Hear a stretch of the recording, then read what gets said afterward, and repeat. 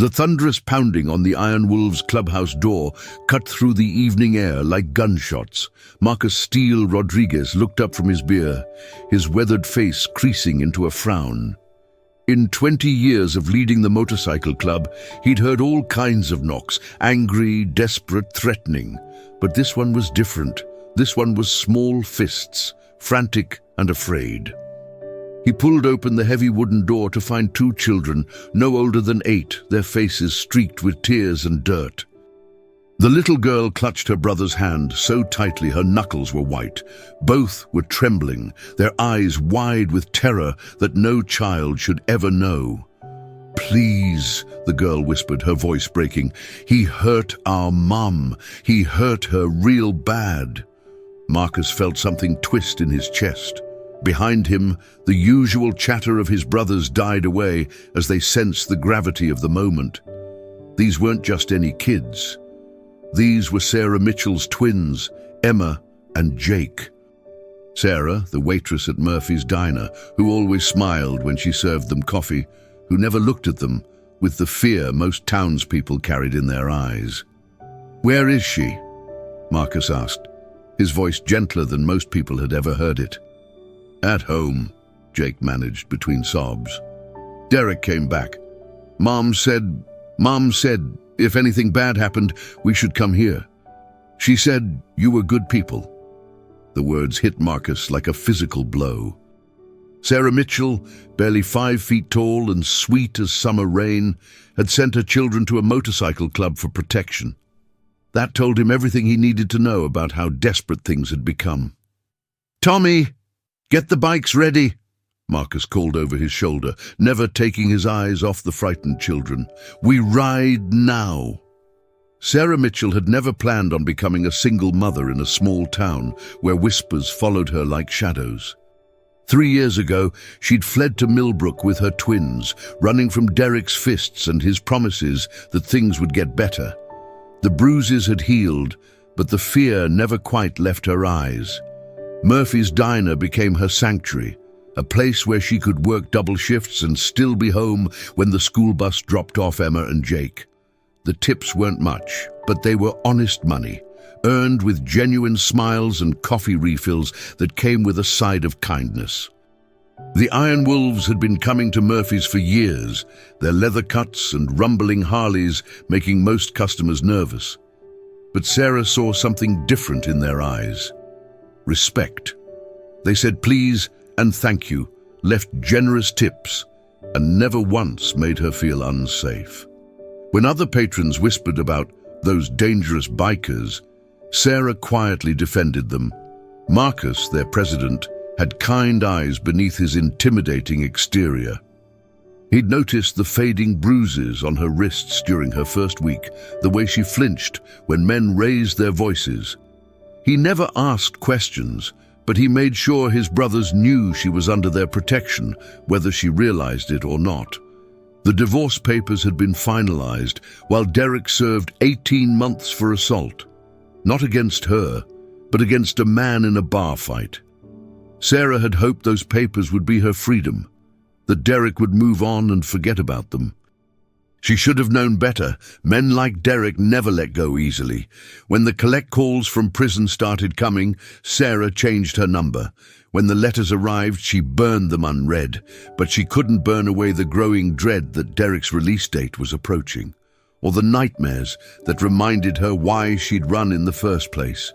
The Iron Wolves Motorcycle Club wasn't what most people expected. Yes, they rode loud bikes and wore leather cuts adorned with patches that told stories of brotherhood and loyalty. Yes, they looked intimidating with their tattoos and weathered faces. But beneath the rough exterior lay a code of honor that many so-called respectable citizens couldn't match. Marcus Rodriguez had founded the club 15 years earlier, after his own tour in Afghanistan left him searching for a new kind of family. The men who joined him weren't criminals or outlaws. They were mechanics, veterans, construction workers, and small business owners who found brotherhood in the rumble of engines and the open road. Their clubhouse sat on the outskirts of Millbrook, a converted garage where they worked on bikes, shared stories, and looked out for each other. The walls were covered with photos of rides, charity events, and fallen brothers. Despite what the town gossip said, the Iron Wolves had never been arrested for anything more serious than the occasional bar fight or noise complaint. Tommy "Wrench" Sullivan, the club's sergeant-at-arms, ran an honest auto repair shop and coached Little League on weekends. Big Jim Morrison organized their annual toy drive for underprivileged kids. These weren't the dangerous criminals the town made them out to be. They were men who understood that real strength meant protecting those who couldn't protect themselves. Marcus had learned long ago that respect was earned, not demanded. When they rode through town, they kept their engines at reasonable volumes. When they drank at local bars, they paid their tabs and tipped well. When someone needed help, a stranded motorist, an elderly neighbor with a broken fence, the Iron Wolves showed up without being asked. But cross one of their own, threaten someone under their protection, and they became a force that even the local police respected. They had their own justice, swift and final. Derek Mitchell stepped off the Greyhound bus with nothing but a duffel bag and 18 months of stored rage. Prison had hardened him, adding muscle to his frame and cruelty to his already cold eyes. The restraining order meant nothing to him, just another piece of paper from a system he'd learned to game. He'd spent every day behind bars thinking about Sarah, about how she'd humiliated him by running away, by taking his kids. The divorce papers had been delivered to his cell like a slap in the face. She thought she could just erase him from their lives, start over like he'd never existed. She was about to learn how wrong she was. Finding them had been easier than expected. Small towns kept poor secrets, and a few phone calls to old contacts had given him everything he needed. Sarah Mitchell, working at Murphy's Diner on Main Street. Emma and Jake Mitchell, 3rd grade at Millbrook Elementary, the little house on Maple Street with the blue shutters and the garden Sarah had always wanted. Derek rented a room at the Sleepy Inn Motel and began his surveillance. He watched Sarah walk to work, watched the kids play in their small backyard, watched the routine they'd built without him. The sight of their happiness without him fed his anger like gasoline on a fire. The first contact was a phone call to the diner during the lunch rush. Sarah's voice had trembled when she recognized his voice, and Derek savored that fear like fine wine. He made no specific threats. He was smarter than that now. But his message was clear. He was back, he was watching, and the restraining order was just paper. The second contact was a drive-by, his rental car crawling past the house just as Sarah was putting the kids to bed. He made sure she saw him through the window, made sure she understood that her safe little world was about to crumble. Sarah's hands shook as she double-checked the locks for the 3rd time that night. Derek's phone call had shattered the fragile peace she'd built over 3 years, bringing back memories she'd fought so hard to bury. The bruises, the broken promises, the nights spent lying awake wondering if this would be the time he went too far.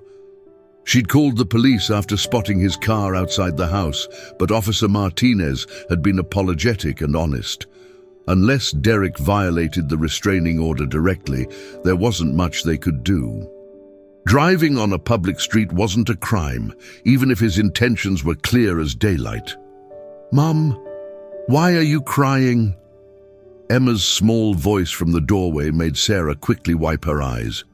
Her daughter was too perceptive, too aware of the tension that had suddenly filled their home. "Just tired, sweetheart. Go back to bed." But Emma didn't move.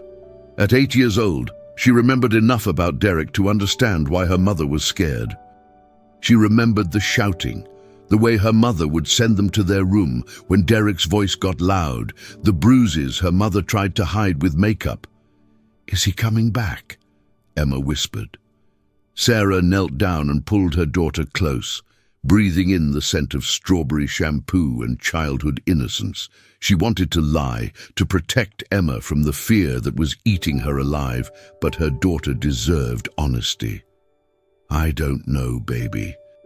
But if anything happens, if Mommy ever tells you to run, you remember what we practiced, okay? You take Jake and you go to the nice bikers at the clubhouse. They'll help us." It had been an impulsive decision months ago, giving the children that instruction. But Marcus had kind eyes, and his men had always been respectful. If something happened to her, if Derek's rage finally boiled over, she trusted the Iron Wolves more than she trusted the system that had failed to protect her before. The morning after the twins' desperate visit, Marcus sat in Murphy's diner, nursing his third cup of coffee and watching Sarah work. She moved with the efficiency of someone trying to stay busy, but he could see the exhaustion in her shoulders, the way she kept glancing toward the windows as if expecting a threat to materialize. When the breakfast rush died down, Marcus approached the counter.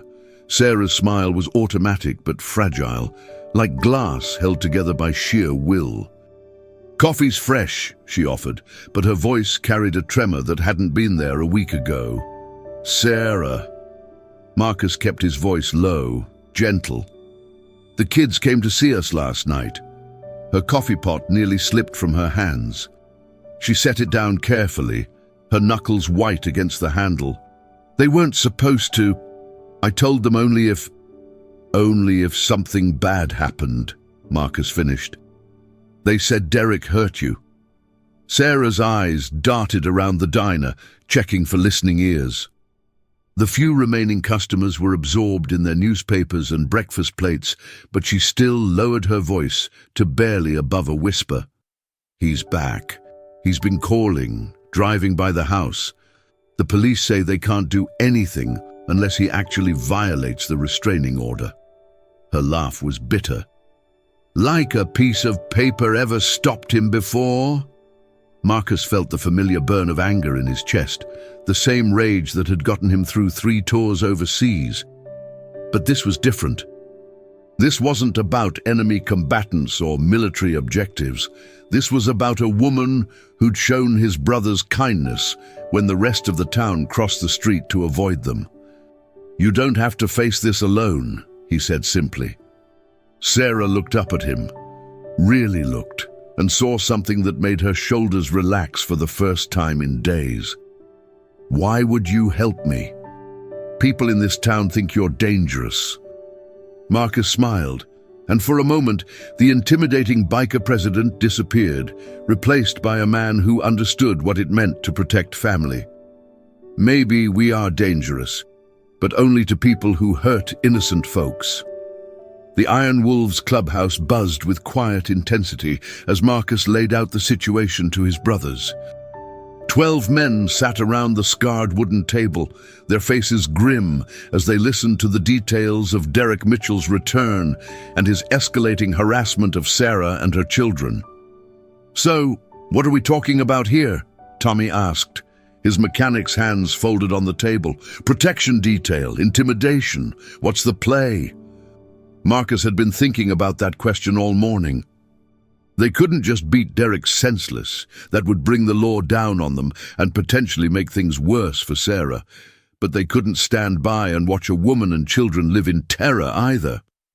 "First, we establish a presence," Marcus decided.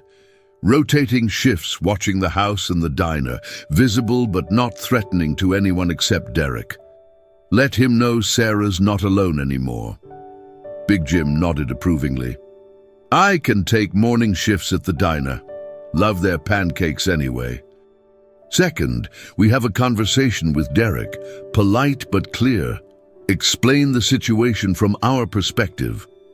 Marcus's smile was cold.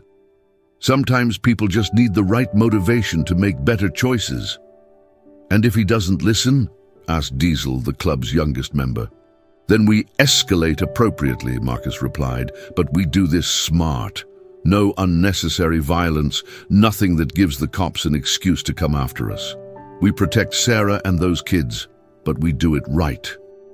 The men around the table nodded in understanding.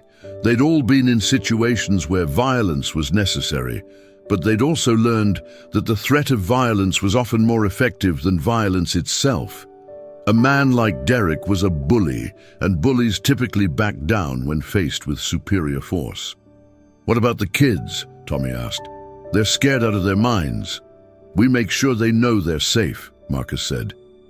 "Maybe some of the guys could volunteer at the school, help with crossing guard duty, show the community we're not the monsters they think we are." It was a good plan, measured and thoughtful, but as Marcus looked around the table at his brothers' faces, he knew they were all thinking the same thing. If Derek Mitchell pushed too far, if he actually hurt Sarah or those children, their response would be swift and final. Derek was coming out of the hardware store when he saw them. 3 bikers leaning against their motorcycles in the parking lot, leather cuts gleaming in the afternoon sun. They weren't doing anything threatening, just talking quietly among themselves, but something about their presence made Derek's skin crawl. He'd heard about the Iron Wolves, of course. Small towns loved their gossip, and the motorcycle club was a favorite topic of speculation and fear. But Derek had done his time in prison, had learned to read dangerous men, and these bikers had a stillness about them that spoke of controlled violence. As he walked toward his rental car, one of them, a massive man with graying temples and arms like tree trunks, stepped forward. "Derek Mitchell." The man's voice was polite, conversational. Derek's hand instinctively moved toward the knife in his pocket, but he forced himself to appear calm. "Depends who's asking." "Marcus Rodriguez, president of the Iron Wolves MC." Marcus extended his hand like they were meeting at a church social. "Wondered if we could have a word." Derek didn't take the offered hand. "About what?" "About Sarah Mitchell and her children. About how you've been making them uncomfortable since your return to town." Marcus's tone never changed, but something shifted in his eyes. "About how that's going to stop." "Sarah's my ex-wife," Derek said, his own voice hardening. "Those are my kids. What I do with my family is none of your business." "See, that's where you're wrong," Marcus replied. "Sarah and those children are part of this community. They're under our protection now. The restraining order says you need to stay away from them, and we're here to make sure you understand how seriously we take that." Derek felt the familiar rage building in his chest, the same anger that had gotten him into trouble before. But he also felt something else, a cold recognition that he was outnumbered and outgunned. These weren't prison guards or small-town cops. These were men who understood violence in ways that made Derek's fists seem like toys. "This isn't over," Derek said, backing toward his car. Marcus smiled, and it was the most frightening thing Derek had ever seen. "Yes, it is. You just don't know it yet." Derek's hands shook with rage as he paced his motel room, the biker's warning echoing in his head. Who did they think they were, interfering in his family business? Sarah was his wife, ex-wife, the paper said, but Derek had never accepted that. Those were his children, and no group of leather-wearing thugs was going to keep him from what was rightfully his. The smart thing would be to leave town, find another place to start over, but Derek had never been accused of being smart, and 18 months in prison had only fed his obsession with reclaiming what he saw as his property. Sarah thought she could embarrass him, divorce him while he was locked up, turn his own children against him. She was about to learn the price of that mistake. He started small, anonymous phone calls to Sarah's work, hanging up when she answered. Drive-bys at different times of day, making sure she saw him but staying just within the legal boundaries. He knew the bikers were watching, had spotted them at the diner and parked near the house, but Derek was patient. He'd learned patience in prison. The opportunity came on a Thursday evening when Sarah was walking home from her late shift. The bikers' protection detail had gaps. They were human after all, and couldn't be everywhere at once. Derek followed at a distance, waiting until she turned down the quiet side street that led to her neighborhood. He accelerated, pulling alongside her on the empty road. Sarah's face went white when she saw him through the passenger window. "Get in the car, Sarah. We need to talk." Stay away from me, Derek. The restraining order. The restraining order is just paper, Derek snarled, keeping pace with her quickening steps. Just like those divorce papers, you're still my wife, and those are still my kids. Sarah broke into a run, but Derek was faster. He slammed the car into park and jumped out, grabbing her arm with the same brutal grip she remembered from their worst fights. "Let go of me!" Sarah screamed, hoping someone would hear, but the street was empty. Derek's grip tightened, and Sarah felt the familiar terror flooding back. But this time was different. This time she had somewhere to run, people who would believe her, who would help her. This time she wasn't alone. Sarah burst through her front door with Derek's threats still ringing in her ears and finger-shaped bruises already forming on her arm. Emma and Jake looked up from their homework, their faces immediately reflecting their mother's terror. "Pack a bag," Sarah said, her voice surprisingly steady despite the panic clawing at her chest. "Right now, just the important stuff." "Mom, what happened?" Emma asked, but she was already moving, her 8-year-old instincts recognizing the urgency in her mother's voice. "Derek found me walking home. He grabbed me." Sarah touched her arm gingerly, wincing at the tenderness. "We can't stay here tonight. It's not safe." Jake's face crumpled. "Is he coming here?" Before Sarah could answer, the sound of a car door slamming outside made them all freeze. Through the living room window, they could see Derek's rental car parked in their driveway and Derek himself walking toward the front door with the confident stride of a man who believed he owned everything he surveyed. "Upstairs," Sarah whispered urgently. "Both of you right now. Lock yourselves in my bedroom and don't come out no matter what you hear." The pounding on the front door started before the children reached the top of the stairs. Derek's voice carried through the wood, slurred with alcohol and thick with rage. "Open this door, Sarah. I know you're in there. We're going to settle this right now." Sarah's hands shook as she reached for her phone, but before she could dial 911, the sound of splintering wood filled the air. Derek had kicked in the door, the cheap lock no match for his fury. "There you are," Derek said, stepping into her living room like he belonged there. "Running away again. That's what you do, isn't it? Run away when things get difficult." "Get out," Sarah managed, backing toward the stairs. "You're violating the restraining order. The police aren't here," Derek interrupted, advancing on her. "It's just us, Sarah.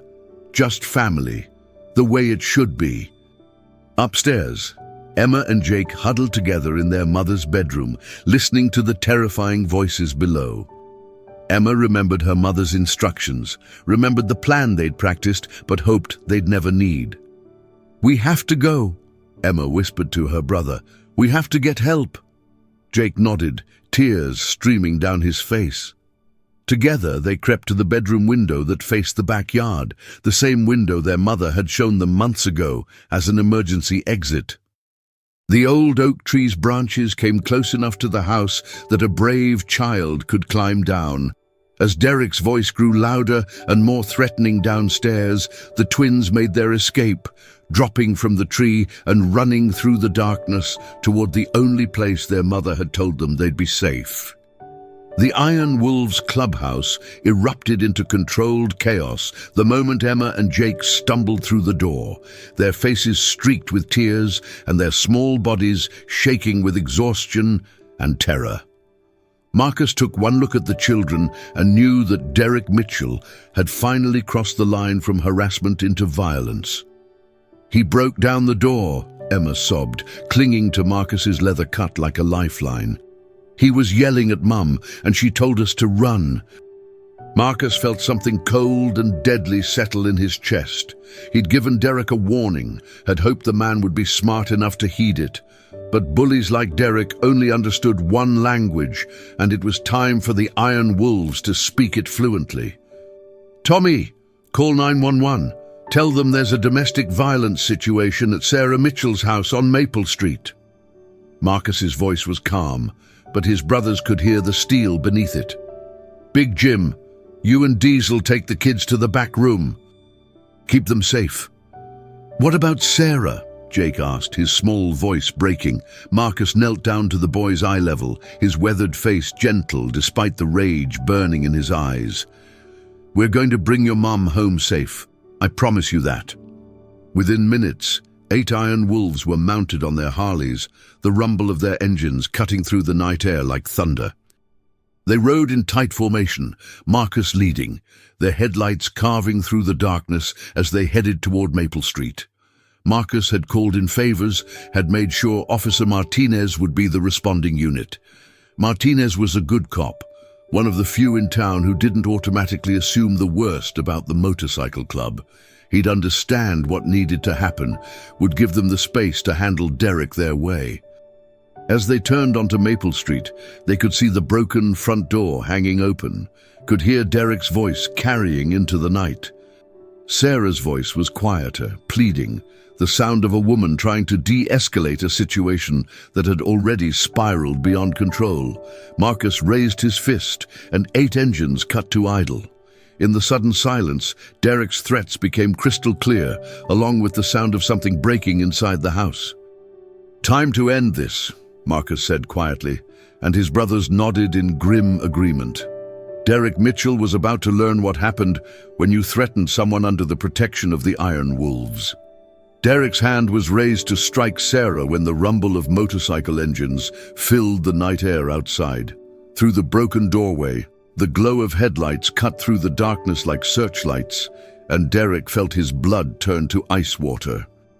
"Looks like your boyfriends are here," Derek snarled, but Sarah could hear the fear creeping into his voice. "Think they scare me? I've been in prison, Sarah. I know how to handle tough guys." But as the engines cut off and the sound of heavy boots approached the house, Derek's bravado began to crumble. These weren't prison inmates or small-town cops. These were men who moved with the quiet confidence of people who had nothing left to prove. Marcus appeared in the doorway first, his massive frame filling the opening. Behind him, 7 other iron wolves spread out in a semicircle, their leather cuts and weathered faces making them look like avenging angels in the porch light. "Step away from her, Derek," Marcus said quietly. His voice carried no anger, no threats, just the absolute certainty of a man who knew he held all the cards. Derek's hand dropped from Sarah's face, but he didn't move away. "This is my house, my family. You have no right." "Actually, this is Sarah's house," Marcus interrupted, "and you're trespassing, breaking and entering, violating a restraining order." He stepped into the living room, and Derek instinctively backed away. "The police are on their way, but we thought we'd have a conversation first." "You can't touch me," Derek said, but his voice was shaking now. "I know my rights." "Your rights?" Tommy laughed from the doorway. "You gave up your rights when you put your hands on a woman and scared 2 little kids half to death." Derek looked around the room, calculating odds, looking for an escape route. But the Iron Wolves had positioned themselves with military precision, cutting off every exit. Outside, the sound of approaching sirens added urgency to his growing panic. "Here's what's going to happen," Marcus continued, his voice never rising above conversational level. "You're going to walk out of this house, get in your car, and drive out of town tonight, and you're never coming back. And if I don't?" Derek tried to summon his old arrogance, but it came out as a squeak. Marcus smiled, and it was the most terrifying thing Derek had ever seen. "Then we'll have another conversation, one that won't end with you walking away." The sirens were getting closer, and Derek knew his time was running out. He looked at Sarah one last time, seeing not the frightened woman he'd been terrorizing, but someone who had found protectors stronger than his threats. Without another word, Derek Mitchell walked out of Sarah's life forever. The morning after Derek's final confrontation brought an unexpected peace to Millbrook. Word traveled fast in small towns, and by the time Sarah arrived for her shift at Murphy's Diner, the story of the Iron Wolves' intervention had already made its way through the community grapevine. But something had changed in how people looked at the motorcycle club, Instead of crossing the street, when they saw the leather cuts and rumbling Harleys, townspeople nodded respectfully. The bikers who had once been seen as a threat were now recognized as the protectors they'd always been. Sarah moved through her morning routine with a lightness she hadn't felt in years. The bruises on her arm were already fading, but more importantly, the constant fear that had shadowed her every step was finally gone.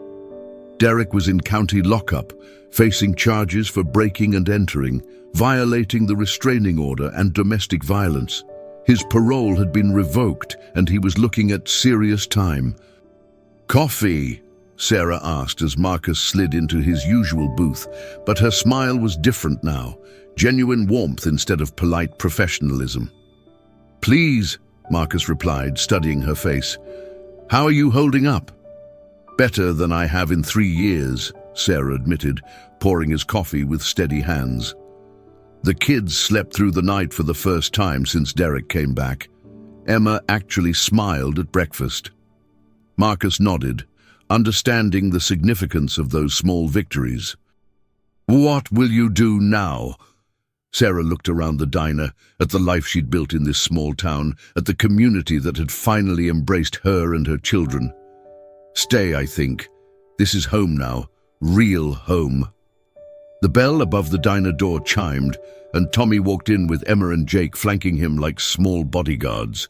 The children had insisted on stopping by to see Marcus before school, needing the reassurance that their protectors were still there. "Uncle Marcus," Jake called out, using the title the children had spontaneously adopted for all the Iron Wolves. Emma was more reserved, but she approached Marcus's booth with a folded piece of paper. "I drew this for you," she said shyly. Marcus unfolded the drawing to find a crayon masterpiece depicting motorcycles and stick figures with the words "Thank you" written in careful 8-year-old handwriting. For a moment, the tough biker president's eyes grew suspiciously bright. "It's perfect," he said solemnly. "I'll hang it in the clubhouse." 6 months later, the annual Iron Wolves charity ride had become the biggest event in Millbrook's calendar. What had started as a small fundraiser for the local children's hospital had grown into a community celebration that drew visitors from 3 counties. Sarah stood behind the registration table, helping coordinate the event that had raised over $50,000 for sick children.